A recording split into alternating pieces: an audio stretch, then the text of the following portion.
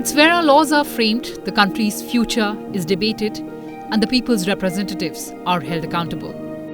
It is India's seat of government, and all the important laws are passed right here in this iconic circular edifice, Parliament of India.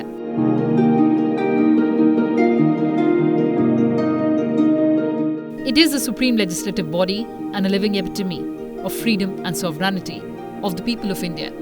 It occupies a preeminent and pivotal position in India's democratic policy. Parliament is the supreme legislative body of India. The winter session of Parliament will start from December 7th. The session will see 17 sittings spread over 23 days. In this edition, let's take a look at the events expected during the session. Come along. The summoning of Parliament is specified in Article 85 of the Constitution. The power to convene a session of Parliament rests with the government. The decision is taken by the Cabinet Committee on Parliamentary Affairs, which is formalised by the President, in whose name the members of Parliament are summoned to meet for a session. India does not have a fixed parliamentary calendar. By convention, Parliament meets for 3 sessions in a year. The longest is the budget session, which is the first session of the year. It starts towards the end of January and concludes by the end of April or first week of May. The second session is a 3-week monsoon session, which usually begins in July and finishes in August. Winter session is generally held from November to December. The gap between 2 sessions of Parliament cannot exceed 6 months, which means the Parliament meets at least 2 times in a year. The winter session of Parliament will be held from December 7th to December 29th this year. The session will start at a time when Gujarat and Himachal Pradesh results would be expected. One of the important aspects of any deliberative democracy is that there is a legislature that then discusses different legal provisions and that ensures that we as a society function effectively and everybody follows the rule of law. And that's where Parliament plays a really important role in any mature democracy. So in our democracy, our national legislature discusses and passes laws, and these laws are the ones that then impact our lives. The national parliament becomes even more important because anything that is decided by the national parliament is then applicable across the country. The winter session of Parliament is an important aspect of a parliamentary calendar. All the legislative agenda that the government has not been able to accomplish then rests with the winter session of Parliament, where the 2 houses deliberate on a range of proposals and try and pass them before the year ends.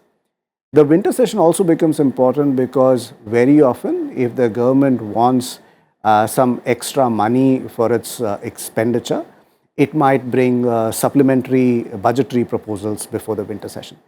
So while all parliament sessions are important, the winter session is even more important because it's the last session of the year. Parliament of India is expected to pass important legislations. Let's take a look at government business expected during the session. The basic function of Parliament is to make laws. All legislative proposals have to be brought in the form of bills before Parliament. A bill is a statute in draft and cannot become law unless it has received the approval of both the Houses of Parliament and the assent of the President of India. The process of lawmaking begins with the introduction of a bill in either House of Parliament. A bill can be introduced either by a minister or by a member other than a minister. In the former case, it is called a government bill, and in the latter case, it is known as the private member's bill. A bill undergoes 3 readings in each house, that is the Lok Sabha and the Rajya Sabha, before it is submitted to President for assent. However, a money bill cannot be introduced in the Rajya Sabha. It can only be introduced in the Lok Sabha with prior recommendation of the President for introduction in Lok Sabha. If any question arises whether a bill is a money bill or not, the decision of the Speaker thereon is final. The government has sent the tentative list of government legislative and financial business for the winter session, and that includes the Anti-Maritime Piracy Bill 2019, the Biological Diversity Amendment Bill 2021, the Mediation Bill 2021, the Trademarks Amendment Bill 2022, the Geographical Indications of Goods, Registration and Protection Amendment Bill 2022, the Multi-State Cooperative Societies Amendment Bill 2022, the Kalakshetra Foundation Amendment Bill 2022, the Cantonment Bill 2022, the Ore Regulation Bill 2022, the Forest Conservation Amendment Bill 2022, the National Dental Commission Bill 2022, the National Nursing and Midwifery Commission Bill 2022, the North-East Water Management Authority Bill 2022, the Repealing and Amending Bill 2022, the Constitution Scheduled Tribes Order 5th Amendment Bill 2022, the Constitution Scheduled Tribes Order 4th Amendment Bill 2022, the Constitution Scheduled Tribes Order 2nd Amendment Bill 2022, the Constitution Scheduled Tribes Order 3rd Amendment Bill 2022, and the Coastal Aquaculture Authority Amendment Bill of 2022. There is some information about 7 bills that the government plans to pass during the session. These bills, for example, one key bill is the Mediation Bill. And the reason this bill becomes important for all of us is because it requires mandatory mediation between parties which are opposed to each other before they go to courts for litigation. The idea of this route of fighting for their differences in a court of law. Another important bill which is coming up in the session is related to environment. It is called the Energy Conservation Bill. Among a number of other things, it will talk about carbon training in the country. There is a Biological Diversity Bill which expands the list of species. Bill that I'd like to highlight is called the Anti-Maritime Piracy Bill. What this bill does is that it ensures for pirates who commit the act of piracy in Indian waters. So far, there was a gap in the law wherein even if pirates were apprehended by our naval forces or our Coast Guard, there was no effective legal mechanism to punish them.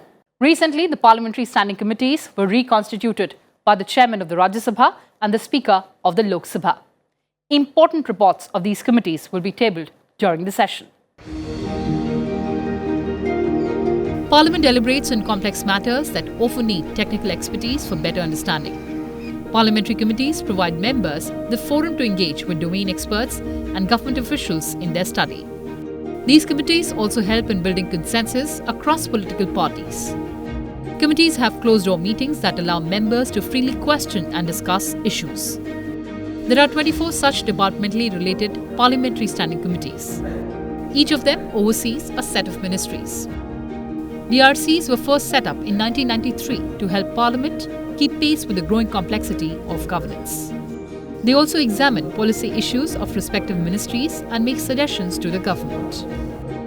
Parliament is the embodiment of the will of the people, and parliamentary committees are an instrument of Parliament for its own effective functioning. The department-related parliamentary standing committees have been reconstituted with effect from 13th of September 2022. Pratap Rao Jadhav has been appointed as the chairman of the Committee on Communications and Information Technology. Jagdambika Pal has been appointed as chairman of the Committee on Energy. Lockit Chatterjee has been appointed as chairperson of the Committee on Food, Consumer Affairs and Public Distribution. Rajiv Ranjan Singh, alias Lalan Singh, has been appointed as the chairman of the Committee on Housing and Urban Affairs. Kanimoi Karunanidhi has been appointed as the chairperson of the Committee on Rural Development and Panchayati Raj. Pratap Bhai Savabhai Patel has been appointed as the chairman of the Committee on Water Resources. Vivek Thakur has been appointed as the chairman of the Committee on Education, Women, Children, Youth and Sports. Bhuvneshwar Kalata has been appointed as the chairman of the Committee on Health and Family Welfare. Brij Lal has been appointed as the chairman of the Committee on Home Affairs. Tiruchi Siva has been appointed as the chairman of the Committee on Industry. B. Vijay Reddy has been appointed as chairman of the Committee on Transport, Tourism and Culture. Abhishek Manu Singhvi has been appointed as chairman of the Committee on Commerce. All other existing chairpersons were retained. Jairam Ramesh is the chairman of Committee on Science and Technology, Environment, Forests and Climate Change. Sushil Kumar Modi is the chairman of the Committee on Personnel, Public Grievances, Law and Justice. PC Gadigodar is the chairman of the Committee on Agriculture. Rakesh Singh is the chairman of the Committee on Coal and Steel. Jual Oram is the chairman of the Committee on Defence. PP Chaudhary is the chairman of the Committee on External Affairs. Jayant Sinha is the chairman of the Committee on Finance. Ramesh Bidhuri is the chairman of the Committee on Petroleum and Natural Gas. Radha Mohan Singh is the chairman of the Committee on Railways. Rama Devi is the chairperson of the Committee on Social Justice and Empowerment. Bhartihari Mehtab is the chairman of the Committee on Labour, Textiles and Skill Development. Rajya Sabha will see Vice President Jagdeep Dhankar, the new chairman of the upper house, officiate the proceedings for the first time. As the presiding officer, the chairman of the Rajya Sabha is the unchallenged guardian of the prestige and dignity of the house. He is also the principal spokesman of the house and represents the collective voice to the outside world. He ensures that the proceedings of the house are conducted in accordance with the relevant constitutional provisions, rules, practices and conventions, and that decorum is maintained in the house.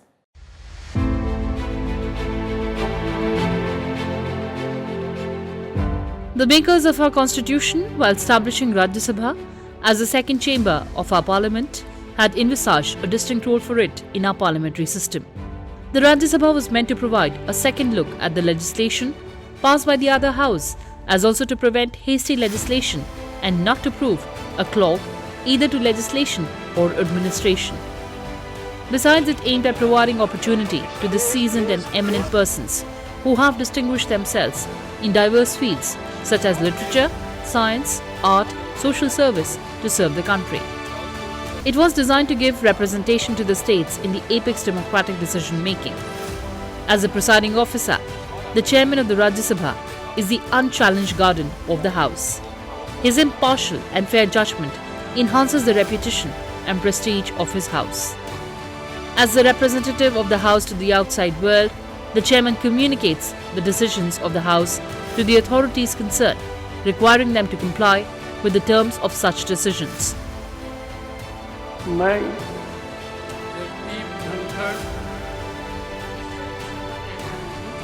ईश्वर की शपथ लेता हूं कि Vice President Jagdeep Dhankar personifies the phrase from humble beginnings to pinnacle of success. It takes a diverse set of skills to outgrow modest circumstances and advance to the pinnacle.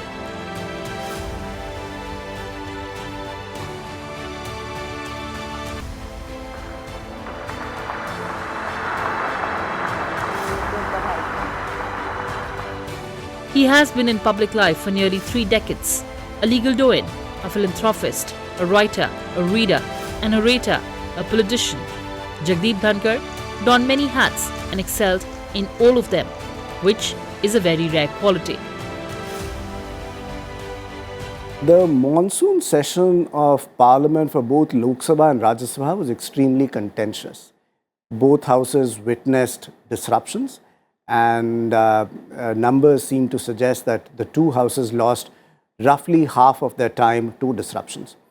The new Vice President will be chairing his first session in this backdrop. During the time that he was elected till now, the Vice President has been meeting the floor leaders of Rajya Sabha and also individual MPs, and he has met MPs from Rajya Sabha in groups as well over dinner.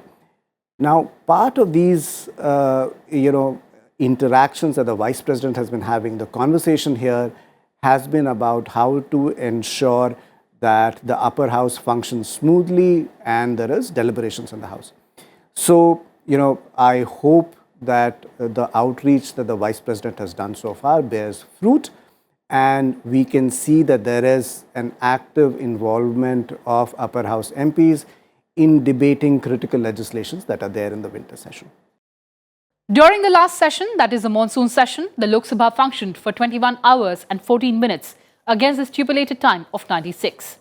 Similarly, Rajya Sabha recorded a business productivity of 28% as the House functioned for 28 hours and 21 minutes, while 76 hours and 26 minutes were lost due to disruptions. The session that began on July 19th was disrupted by the protests of the opposition members. During the session, 6 bills were introduced in the Lok Sabha, 7 bills were passed by the Lok Sabha and 5 bills were passed by the Rajya Sabha. 1 bill was withdrawn with the leave of the Lok Sabha. Total number of bills passed by both houses of parliament during the last session was 5.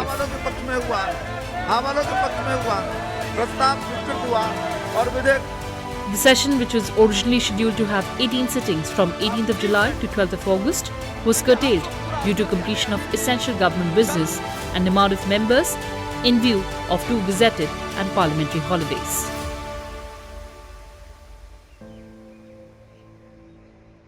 Well, that's all we had for you in this edition. With hopes of a fruitful and productive session, I sign off. Thanks for watching and stay tuned to Sansad TV. Namaskar.